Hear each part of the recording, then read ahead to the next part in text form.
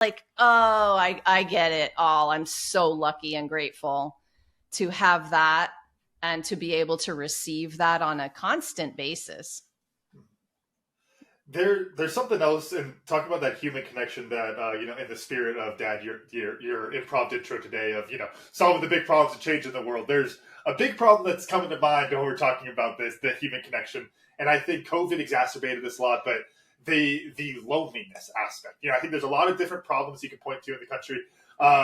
The way I always like to think about it, my econ brain, it's all those factors are always probably doing something. The biggest factor that I see when it comes to a lot of those problems, though, is the loneliness and like the lack of human connection.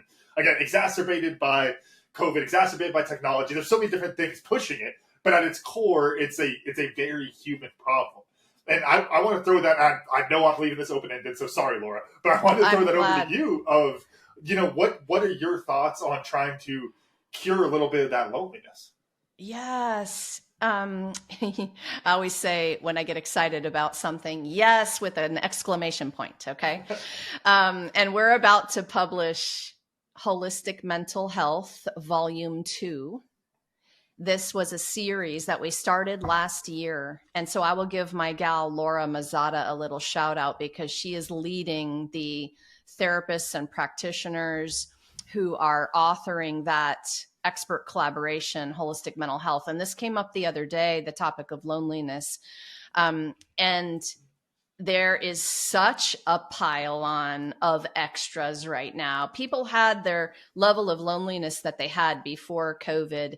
You add the technology things going on, and people are just like at their capacity. So it is time to reach out to your neighbors, your friends, your community, your loved ones, your inner circles in whatever way you remember to that day, because we are all doing our best right now with the things we're dealing with inside of us. The feeling, the way that you're feeling, the loneliness has a physical sensation inside of your body.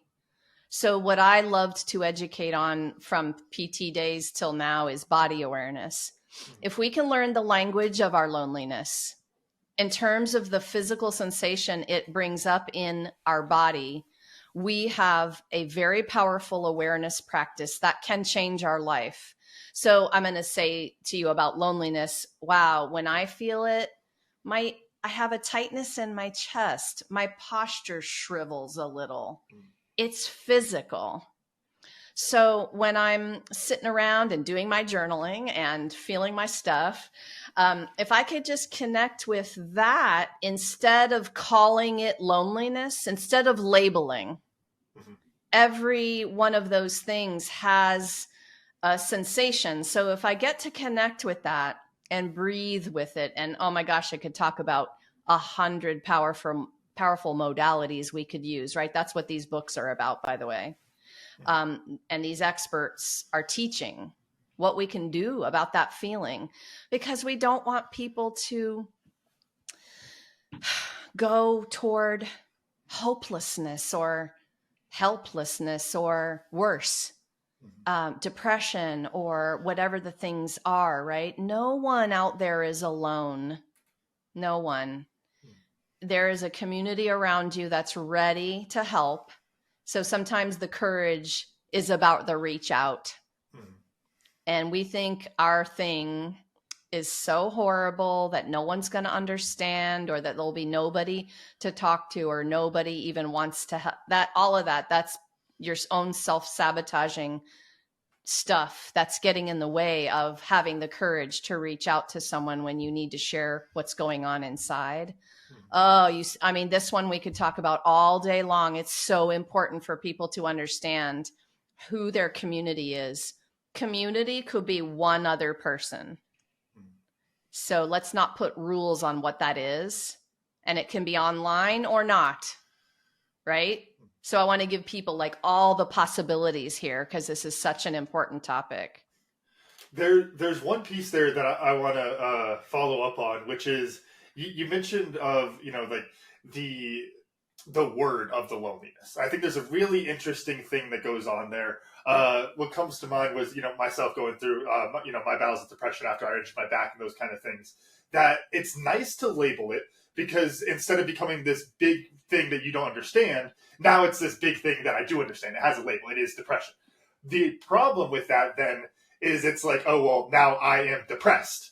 And this is a thing that is happening to me and I can't do anything about it. There's a slight distinction there of labeling it versus letting that label like bleed into the rest of your psyche. Could you talk a little bit about that distinction? You know, you are a magical miracle that feels a feeling that you're calling depression. You are a magical, miracle from source that is feeling something that we feel like we have to label so that we can then go get the right kind of help, whatever that is, right? Everyone is so unique, though, that cure or that solution isn't the same for every person that lines up to say, I feel this way. Yes, sometimes the labels help a lot, but a lot of the time a label is just, there is no good or bad. It's what we're making a feeling mean. So if we could just sit in that for a minute, most of the time we are taught to not feel. We're taught to run away from it, ignore it, shove it down, numb it up. Oh my gosh, the list goes on. But What's if wrong we with could, that? That's what I want to know. What's wrong with it? what's wrong with that? Well, it builds up, it creates illness and disease. It manifests in your body physically. There's a lot wrong with it, right?